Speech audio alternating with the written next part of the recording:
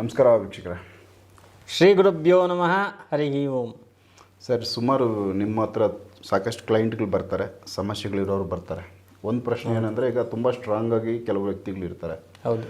Physically ಅವರನ್ನು ಹೋಗಿ touch ಮಾಡೋಕ್ಕಾಗಲ್ಲ. ಆಗಲ್ಲ, ಖಂಡಿತ. ಅವರು ಅಷ್ಟು ಫಿಸಿಕಲಿ ಸ್ಟ್ರೆಂತ್ ಇರ್ತಾರೆ, ದುಡ್ಡು ಕಾಸಲ್ಲಿ ಎಲ್ಲ ಬಲವಾಗಿ ಇರ್ತಾರೆ. ಬಟ್ ಏನಂದರೆ ಅವ್ರು ಮಾಡೋ ಕೆಲವು ಕೆಲಸಗಳು ಕೆಲವ್ರಿಗೆ ಇಷ್ಟ ಆಗದೆ ಅವ್ರನ್ನ ಎದುರಾಕೊಂತಾರೆ. ಬಟ್ ಫಿಸಿಕಲಿ ಅವ್ರ ಮುಂದೆ ನಿಂತ್ಕೊಳ್ಳೋಕ್ಕಾಗದೆ ಇಂಡೈರೆಕ್ಟಾಗಿ ಏನಾದರೂ ಮಾಡೋಣ ಅವರನ್ನು ಅಂತ ಯೋಚನೆ ಮಾಡ್ತಾರೆ. ಖಂಡಿತ. ಸೊ ಈ ಥರ ಒಬ್ಬ ದೈತ್ಯರನ್ನು ಸಿಂಪಲ್ ಆಗಿರೋ ಒಬ್ಬ ಸಾಮಾನ್ಯ ವ್ಯಕ್ತಿಗಳು ಎದುರಾಕೊಂಡು ಈ ಮಾಂತ್ರಿಕ ವಿಚಾರಗಳನ್ನ ಅವರು ಬಳಸ್ಕೊಂಡು ಅವ್ರನ್ನ ಅಪೋಸಿಟ್ ಅವ್ರನ್ನ ಬಡಿಯೋದು, ಹೊಡೆಯೋದು, ಇಲ್ಲ ಬೀಳ್ಸೋದು. ಅಂದರೆ ಇವರು ಡೈರೆಕ್ಟ್ ಆಗಿಲ್ಲ, ಇಂಡೈರೆಕ್ಟ್ ಆಗಿ ಮಾಡೋ ಕೆಲಸಗಳು ಇವು ಇದಾವೆ ಅನ್ನೋದು ಹರಿದಾಡುತ್ತೆ ಹೊರಗಡೆ. ಸೊ ಎಂಥ ದೈತ್ಯನ, ಎಂಥ ದೊಡ್ಡ ವ್ಯಕ್ತಿನ ಬೇಕೋ ಅವ್ರನ್ನ ಸೋಲಿಸ್ಬೋದು, ಅವ್ರನ್ನ ಏನು ಇಲ್ದಂಗೆ ಮಾಡ್ಬೋದು ಅಂತ. ಸೊ ಈ ಥರ ವಿಚಾರಗಳು ನಮ್ಮ ಗಮನಕ್ಕೆ ಬಂದವು. ಹಾಗಾಗಿ ಇದ್ರ ಬಗ್ಗೆ ನೀವೇನು ಹೇಳ್ತೀರಾ? ಖಂಡಿತ ಹೇಳ್ತೀನಿ. ಶ್ರೀ ಗುರುಭ್ಯೋ ನಮಃ. ಹರಿ ಓಂ. ಗುರು ಬ್ರಹ್ಮ ಗುರು ವಿಷ್ಣು ಗುರುದೇವೋ ಮಹೇಶ್ವರ, ಗುರು ಸಾಕ್ಷಾತ್ ಪರಬ್ರಹ್ಮ, ತಸ್ಮೈ ಶ್ರೀ ಗುರುವೇ ನಮಃ. ವೀಕ್ಷಕರೇ, ತಾಂತ್ರಿಕದಲ್ಲಿ ಬಹಳಷ್ಟು ಅದ್ಭುತವಾಗಿರೋಂಥ ಸಾಧನೆಗಳಿದೆ. ಸಾಧನೆ ಅಂದರೆ ಏನಪ್ಪ ಅಂದರೆ, ಕೂತು ಅದನ್ನು ಸಿದ್ಧಿ ಮಾಡ್ಕೊಳ್ಳುವಂಥದ್ದನ್ನು ಸಾಧನೆ ಅಂತೇಳಿ ಕರಿತೀವಿ. ಈಗ ನಮ್ಮಲ್ಲಿ ಎಷ್ಟೋ ಜನ ಸ್ಟೂಡೆಂಟ್ಸ್ ಬರ್ತಾರೆ, ಗುರುಗಳೇ ನಮಗೆ ಯಕ್ಷಿಣಿ ವಿದ್ಯೆ ಕೊಡಿ ಅಂತ ಹೇಳ್ತಾರೆ. ನಾವು ಗುರುಗಳಾಗಿ ಅವ್ರಿಗಿಲ್ಲ ಅಂತ ಹೇಳಲಿಕ್ಕಾಗಲ್ಲ. ಅದ್ರಲ್ಲಿ ನೋಡಿ ಆ ಪ್ರಶ್ನೆಯಲ್ಲಿ ಬಂತು ಅಂದರೆ ಕೊಡ್ತೀವಿ. ಅವ್ರಿಗೆ ಅದು ಕೊಡಬೇಕಾ ಬೇಡ ಅಂತ ಕೇಳ್ತಾರೆ. ನೋಡ್ಬಿಟ್ಟು ಕೊಡಬೇಕು ಅಂದರೆ ಕೊಡ್ತೀವಿ. ಕೊಟ್ಟ ಮೇಲೆ ಅವ್ರ ಪ್ರಶ್ನೆ ಏನು ಅಂದರೆ, ಒಂದಷ್ಟು ದಿನಕ್ಕೆ ನಮಗೆ ಏನು ಅಂತ ಡಿಫ್ರೆನ್ಸ್ ಕಾಣಿಸ್ತಾ ಇಲ್ವಲ್ಲ, ಏನು ಮಾಡಬೇಕು, ಏನು ಚೇಂಜಸ್ ಅನ್ಸಿಲ್ಲ ಅವ್ರಿಗೆ, ನಾನು ಇನ್ನೂ ಒಂದ್ಸಲ ಬಂದು ನಿಮ್ಮ ಹತ್ರ ಅದನ್ನು ತಗೋಬೋದಾ, ಅಥವಾ ಏನಾದರೂ ಖರ್ಚು ಮಾಡಬೇಕಾಗತ್ತಾ, ಏನಾದ್ರು ದುಡ್ಡು ಕಾಸು ಖರ್ಚು ಮಾಡಬೇಕಾಗತ್ತಾ ಅಂದರೆ ಇವ್ರಿಗೆ ಹೆಂಗೆ ಕೇಳ್ತಾ ಇದ್ದಾರೆ ಅಂದರೆ, ಬೇಕ್ರಿಲಿ ಹೋಗಿ ಏನೋ ಒಂದು ತಿಂಡಿ ತೊಗೊಂಡು ತಿಂದಂಗೆ.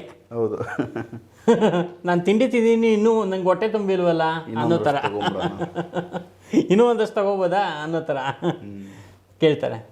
ಸಾಧನೆ ಅಂದರೆ ಗುರುಗಳ ಮುಖೇನ ತಗೊಂಡ್ಮೇಲೆ ನಾವು ಅದರಲ್ಲಿ ಏಕ ಮನಸ್ಸಿಂದ ಆ ದೇವಿನ ಹೋಲಿಸ್ಕೊಳ್ಳೋ ಅಂಥದ್ದು. ಅವಳು ಬರಬೇಕು. ನಮಗೆ ಎಷ್ಟೋ ಅನುಭವಗಳು, ಇವತ್ತಿನ ತನಕ ಎಷ್ಟೋ ಸಿದ್ಧಿ ಪುರುಷರು, ಆಮೇಲೆ ಅವಧೂತರು ನಮಗೆ ಡೈರೆಕ್ಟ್ ನಾವು ಕಾರಲ್ಲಿ ಹೋಗ್ತಾ ಇರಬೇಕಾದ್ರೆ ಪಕ್ಕದಲ್ಲಿ ಕೂತ್ಕೊಂಡು ಬಂದು ನಮ್ಮ ಮಾತಾಡ್ತಾರೆ. ಆದರೆ ನಾವು ಏನಾಗುತ್ತೆ ಅಂದರೆ ಅದನ್ನು, ಆ ಅನುಭವನ ನಾನು ಶೇರ್ ಮಾಡೋಕ್ಕೆ ಇಷ್ಟಪಡಲ್ಲ. ಯಾಕಂದರೆ ಅಲ್ಲಿ ಏನಾಗ್ಬಿಡುತ್ತೆ, ಎಷ್ಟೋ ಜನಕ್ಕೆ ಏನೋ ಒಂಥರ ಇದೇನೋ ಈ ಥರ ಇದೆಯಾ, ಸುಮ್ಮನೆ ಈಗ ನೋವಾಗ್ತಾ ಇದೆ, ನಮಗೆ ಎಷ್ಟು ನೋವಾಗ್ತಾ ಇದೆ ಅಂತ ಹೇಳ್ಬೋದು ಅಷ್ಟೇ. ಹೌದು, ಎಷ್ಟು ನೋವಾಗ್ತಾ ಇದೆ, ಜಾಸ್ತಿ ನೋವಾಗ್ತಾ ಇದೆ. ಎಷ್ಟು ಜಾಸ್ತಿ ಅಂತ ಕೇಳಿದ್ರೆ ನಾವು ಏನಾದ್ರು ಹೇಳೋಕ್ಕಾಗತ್ತಾ, ಅದರ ಒಂದು ಅಳತೆನ ಹೇಳೋಕ್ಕಾಗತ್ತಾ, ಅವ್ರಿಗೂ ನೋವು ಮಾಡಿದಾಗ ಅದು ಗೊತ್ತಾಗತ್ತೆ ಅಲ್ವಾ? ಸೊ ಹೀಗಾಗಿ ಇದು ಅಷ್ಟೇ. ಇದರಲ್ಲಿ ಅವರ ಒಂದು ಹಠ, ಅವರ ಒಂದು ಶಕ್ತಿ, ಅವರ ಒಂದು ಭಕ್ತಿ ಇದ್ದಾಗ ಸಿದ್ಧಿ ಸಾಧನೆಯನ್ನು ಮಾಡ್ಬೋದು. ಈ ಥರ ಸಾಧನೆಗಳಲ್ಲಿ ವೀರ ಸಾಧನೆ, ಕಾಮದೇವ ಸಾಧನೆ, ಇಷ್ಟ ಸಾಧನೆ, ಮಣ್ ಸಾಧನೆ, ಹಿಂಗೆ ತುಂಬ ಸಾಧನೆಗಳಿದೆ. 60 ಸಾಧನೆಗಳಿದೆ, ಟೋಟಲ್ 60 ಸಾಧನೆಗಳು. ಅದರಲ್ಲಿ ನೀವು ಕೇಳ್ತಾ ಇರ್ತಕ್ಕಂಥದ್ದು, ನೀವು ಕೇಳಿದಾಗಲೇ ನಾನು ಅದನ್ನು ಐಡೆಂಟಿಫೈ ಮಾಡಿದೆ, ಇದು ಯಾವುದು ಅಂತೇಳಿ. ವೀರ ಸಾಧನೆ ಅಂತಕ್ಕಂಥದ್ದು ಒಂದಿದೆ, ಅದು ತಾಂತ್ರಿಕ ವಿದ್ಯೆ. ಅದು ವೀರ ಸಾಧನೆ ಏನು ಅಂದರೆ, ಒಬ್ಬ ವ್ಯಕ್ತಿಗೆ ಫ್ಯಾಮಿಲಿಯಲ್ಲಿ ಬಲ ಇರುತ್ತೆ, ದುಡ್ಡಿನಲ್ಲಿ ಬಲ ಇರುತ್ತೆ, ದೇಹದಲ್ಲಿ ಬಲ ಇರುತ್ತೆ, ಪ್ರಪಂಚದಲ್ಲಿ ಅವನ ಸುತ್ತಲುಮುತ್ತಲು ಇರುವಂಥ ಸಮಾಜದಲ್ಲಿ ಬಲ ಇರುತ್ತೆ, ಎಲ್ಲದರಲ್ಲೂ ಬಲ ಇರುತ್ತೆ. ಬಲ ಇದ್ದಾಗ ಇವನೇನು ಮಾಡ್ತಾನೆ, ಪ್ರಾಣಿಗಳಿಗೆ ಇವೆಲ್ಲ ಇದ್ದಾಗ ಅವು ತಮ್ಮ ಆಹಾರವನ್ನು ಚೆನ್ನಾಗಿ ತಗೊಂಡು ತಿನ್ಕೊಂಡು ಆರಾಮಾಗಿ ನೆಮ್ಮದಿಯಿಂದ ಜೀವನ ಮಾಡಿ ಮೋಕ್ಷ ಪಡ್ಕೊಳ್ಳುತ್ತೆ. ಅದೇ ಮನುಷ್ಯನಿಗಿದ್ದಾಗ ಕಪಿಚೇಷ್ಟೆ ಅಂತಾರೆ, ಇನ್ನೊಬ್ಬನ್ನ ಹಾಳು ಮಾಡೋದು, ತೊಂದರೆ ಕೊಡೋದು. ಅವಾಗ ಅವನೇನು ಮಾಡ್ತಾನೆ, ಅವನು ಬಲಹೀನ. ಅವಾಗ ಅವನೇನು ಮಾಡ್ತಾನೆ ಅಂದರೆ ವಾಮ ಮಾರ್ಗ ಅಂತ. ವಾಮಾಚಾರ ಅಂದರೆ ಬ್ಲ್ಯಾಕ್ ಮ್ಯಾಜಿಕ್. ಅದರಲ್ಲಿ ವೀರ ಸಾಧನೆ ಅಂತ ಒಂದು ಸಾಧನೆ ಇದೆ. ಆ ವೀರ ಸಾಧನೆಗೆ ಕೂತ್ಕೊಂಡಾಗ ಈ ಮನುಷ್ಯನ ಏನಿದೆ, ಅವನ ಚಿಹ್ನೆಗಳು ಅಂದರೆ ಅವನು ಧರಿಸ್ಕೊಂಡಿರುವಂಥದ್ದು, ಅವನ ಮೈ ಮೇಲೆ ಇರ್ತಕ್ಕಂಥದ್ದು ಕೆಲವು ವಸ್ತುಗಳು ತಗೊಂಡು ವೀರ ಸಾಧನೆಗೆ ಕೂತ್ಕೊಳ್ತಾನೆ. ಆ ವೀರ ಸಾಧನೆಗೆ ಕೂತ್ಕೊಂಡ್ಬಿಟ್ರೆ ಈ ವ್ಯಕ್ತಿ ಎಲ್ಲದರಲ್ಲೂ ಮೈನಸ್ ಆಗ್ತಾ ಬರ್ತಾನೆ. ಕೊನೆಗೆ ಹೆಂಗೆ ಅಂದರೆ ಇವನಿಗೇನು ಇರ್ತಾನೆ ಇವನ್ ಆಪೋಸಿಟ್ ವ್ಯಕ್ತಿ ಅವನಿಗಿಂತನೂ ಡೌನ್ ಆಗಿ ಹೋಗ್ಬಿಡ್ತಾನೆ. ಯಾವುದ್ರಲ್ಲೂ ಇರಲ್ಲ, ಓಕೆ, ಯಾವುದ್ರಲ್ಲೂ ಇರಲ್ಲ. 110 kg ಇರತಕ್ಕಂಥ ಒಬ್ಬ ಮನುಷ್ಯ ಬರೀ 20 kg ಆಗಿ ಒಂದೂವರೆ ತಿಂಗಳು ICU ಇದ್ದು ತೀರೋಗಿದ್ದಾನೆ. ತುಂಬ ಡೇಂಜರ್, ವೀರ ಸಾಧನೆ. ತುಂಬ ಡ್ಯಾಮೇಜ್ ಐತೆ. ತುಂಬ ನೋಡ್ಬಿಟ್ಟಿದ್ದೀವಿ ಕೇಸ್ಗಳು ನಾವು, ಇಂಥ ಕೇಸ್ಗಳು. ಓಕೆ, ಸ್ಟಾರ್ಟಿಂಗಲ್ಲಿ ಗೊತ್ತೇ ಆಗೋದಿಲ್ಲ. ಇದು ಏನಾಗಿರುತ್ತೆ ಅಂದರೆ ಅವನಿಗೆ ಅಪೋಸಿಟ್ ವ್ಯಕ್ತಿಗೆ ಇವನು ತುಂಬ ಡ್ಯಾಮೇಜಸ್ ಮಾಡಿರ್ತಾನೆ. ಅವನ ಸಂಸಾರದಲ್ಲಾಗಲಿ ಪ್ರತಿಯೊಂದರಲ್ಲೂ ಡ್ಯಾಮೇಜಸ್ ಮಾಡಿದ್ದಾನೆ. ಇದು ಒಂದು ಒಳ್ಳೆಯ ಒಬ್ಬ ಪ್ರತಿಷ್ಠಿತ ವ್ಯಕ್ತಿ ಅಂದರೆ ಮಿನಿಸ್ಟ್ರು ಒಬ್ಬ ಈ ಥರ ಇನ್ನೊಬ್ಬ ವ್ಯಕ್ತಿಗೆ ಈ ಥರ ತೊಂದರೆ ಕೊಟ್ಟು ಅವನು ವೀರ ಸಾಧನೆಯನ್ನು ಮಾಡಿ ಈ ವ್ಯಕ್ತಿಯನ್ನು ತುಂಬ ಲೋ ಲೆವೆಲಲ್ಲಿ ಇವನ್ನ ಮೋಕ್ಷ ಕೊಡಿಸಿದ್ದಿದೆ. ಓಕೆ, ನೋಡಿದ್ದೀನಿ, ನಾನೆಲ್ಲ ನೋಡಿದ್ದೀನಿ ಇಂಥದ್ದೆಲ್ಲ. ಸೊ ಇದೆಲ್ಲ ವೀರ ಸಾಧನೆ ಅಂತೇಳಿ ಕರೀತಾರೆ. ಆ ವೀರ ಸಾಧನೆಯಲ್ಲಿ ವಟುಕ ಭೈರವ, ಭೈರವ ಸಾಧನೆ, ವಟುಕ ಭೈರವ, ವಟುಕ ಭೈರವ ಭಾರಿ ಡೇಂಜರು.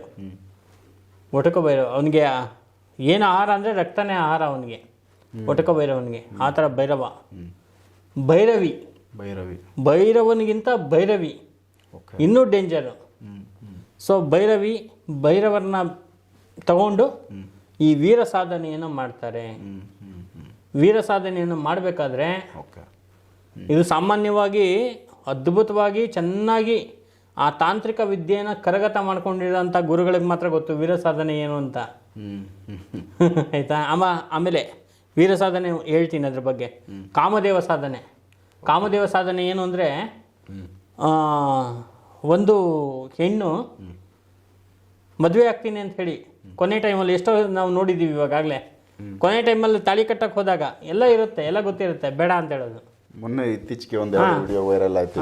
ಹೌದು ಅಲ್ವಾ? ಅಲ್ಲ, ನಡೀತಾನೆ ಇದೆ. ನೀವು ಸುಮಾರು ಈ ಎಪಿಸೋಡ್ಗಳನ್ನ ಏನಾದ್ರು ಹಾಕ್ಬಿಟ್ರೆ ಗೂಗಲಲ್ಲಿ ನಿಮಗೆ ಇಡೀ ಒಂದು 20 ವರ್ಷದಲ್ಲಿ ಎಷ್ಟು ಮದುವೆಗಳು ಈ ಥರ ಆಗಿರೋದು ಬರುತ್ತೆ. ಸೊ ಸಿಗ್ತವೆ.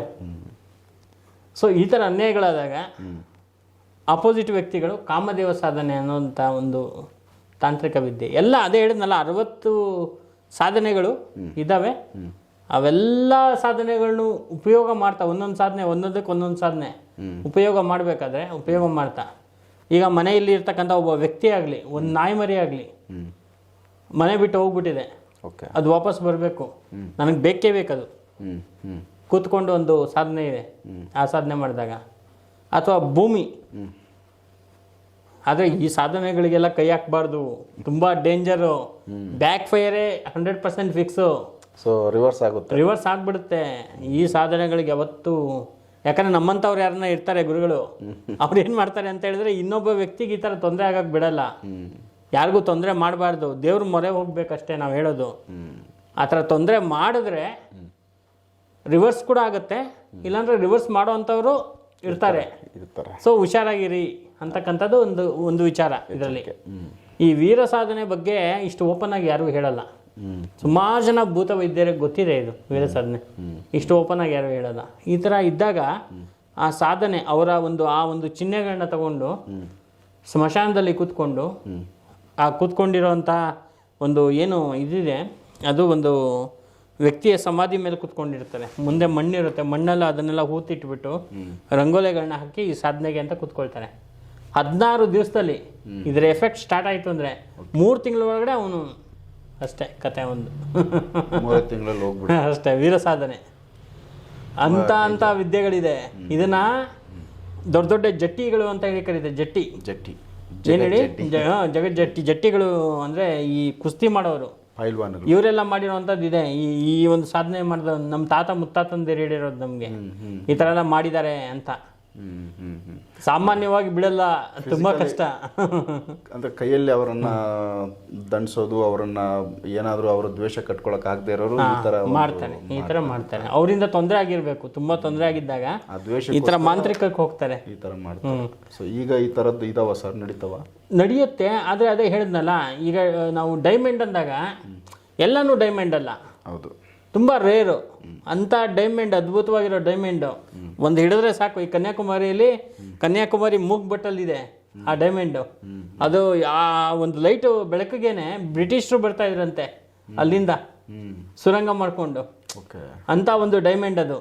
ಹಂಗೇನೆ ಕೆಲವು ಡೈಮಂಡ್ಗಳಿದೆ, ಎಲ್ಲೆಲ್ಲಿದೆ ಅನ್ನೋದು ನಮಗೆ ಹೇಳೋಕ್ಕಾಗಲ್ಲ. ಅಂಥದ್ದು ಕಡೆ ಹೋದಾಗ, ಈ ವ್ಯಕ್ತಿಗಳು ಅಂಥ ಕಡೆ ಹೋದಾಗ ಅವರು ಅದನ್ನು ಅವರಿಗೆ ಸಜೆಸ್ಟ್ ಮಾಡಿ ಈ ಸಾಧನೆಗೆ ಅಂತ ಕೂರಿಸ್ಬಿಡ್ತಾರೆ. ಸೊ ಇದಾವೆ, ಈಗಲೂ ಕೂಡ ಇದೆ, ಮಾಡ್ತಾರೆ, ನಡೆಯುತ್ತೆ, ಪ್ರಪಂಚದಲ್ಲಿ ನಡೆಯುತ್ತೆ. ಕಲಿಯುಗ ಎಂಡಾಗೋ ತನಕನೂ ಮಾಂತ್ರಿಕ ವಿದ್ಯೆ ಎಂಡಾಗಲ್ಲ. ಮಾಂತ್ರಿಕ ವಿದ್ಯೆ ಇದ್ದೇ ಇದೆ. ಮುಂದಿನ ಯುಗದಲ್ಲಿ ಏನು ಅನ್ನೋದು ಗೊತ್ತಿಲ್ಲ. ಈ ಕಲಿಯುಗ ಎಂಡಾಗೋ ತನಕ ಅಂತೂ ಇದ್ದೇ ಇದೆ ಮಾಂತ್ರಿಕ ವಿದ್ಯೆ. ಸೊ ನಡೀತಾ ಇದೆ, ಕೆಲಸಗಳಾಗ್ತಾ ಇದ್ದಾವೆ, ಆಗುತ್ತೆ. ಸೊ ನೋಡಿ ವೀಕ್ಷಕರೇ, ಯಾಕಂದರೆ ಕೈಯಲ್ಲಿ ಆಗದೆ ಒಬ್ಬ ದೈತ್ಯನ ಸೊ ಸಾಮಾನ್ಯ ವ್ಯಕ್ತಿಗಳು ಇಂಡೈರೆಕ್ಟಾಗಿ ವಾಮ ಮಾರ್ಗಗಳನ್ನ ಬಳಸಿ ಅವರನ್ನು ಕುಗ್ಸೋದು, ಅವರನ್ನು ಡ್ಯಾಮೇಜ್ ಮಾಡಿ ಅವ್ರನ್ನ ಫೈನಲ್ 3 ತಿಂಗಳಲ್ಲಿ ಕಳಿಸ್ಬಿಡ್ತಾರೆ. ಸೊ ಈ ಥರದ್ದೆಲ್ಲ ವಿದ್ಯೆಗಳಿದ್ದಾವೆ. ತುಂಬ ಇದರಲ್ಲಿ ಕೇರ್ಫುಲ್ ಇರಬೇಕು ಜೀವನ. ಯಾರನ್ನು ಎದುರಾಕೊಳ್ಳೋಂಗಿಲ್ಲ. ಇವನ್ನ ನಮಗೆ ಶಕ್ತಿ ಇವನಿಗಿಂತ ನಮಗೆ ಜಾಸ್ತಿ ಇದೆ ಅಂತ ಅಂದ್ಬಿಟ್ಟು ನಾವು ಅವ್ರ ಮೇಲೆ ದಬ್ಬಾಳಿಕೆ ಮಾಡೋಂಗಿಲ್ಲ. ಬೇರೆ ದಾರಿಗಳು ಅವರು ಬಳಸ್ಬೋದು. ಆ ಥರದ ವಿಚಾರ ಆಚೆ ಇದೆ. ಹಾಗಾಗಿ ಆ ಗಮನಕ್ಕೆ ನಿಮಗೆ ತೊಗೊಂಬಂದಿದ್ದೀವಿ, ಈ ಥರನೂ ಇದೆ ಅಂತ. ಸೊ ಇನ್ನೂ ಬೇರೆ ವಿಚಾರಗಳು ಸಾಕಷ್ಟಿದ್ದಾವೆ. ಸಂತೋಷ ಬೇಕಾದಷ್ಟಿದೆ, ಮಾತಾಡೋಣ. ಸೊ ಮುಂದಿನ ಎಪಿಸೋಡ್ಗಳಲ್ಲಿ ಮಾತಾಡ್ತಾ ಹೋಗ್ತೀವಿ, ನೋಡ್ತಾ ಹೋಗಿ. ನಮಸ್ಕಾರ. ನಮಸ್ಕಾರ.